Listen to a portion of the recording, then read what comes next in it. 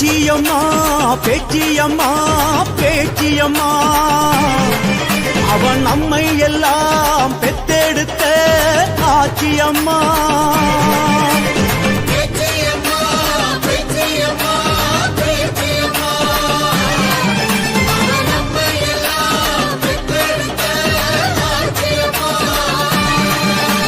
எழுவரிலே மூத்தவளே ஏழைகளின் ஆத்தாளே கூழ்வடச்சா கழிப்பாளே கோருவரம் தருவாளே.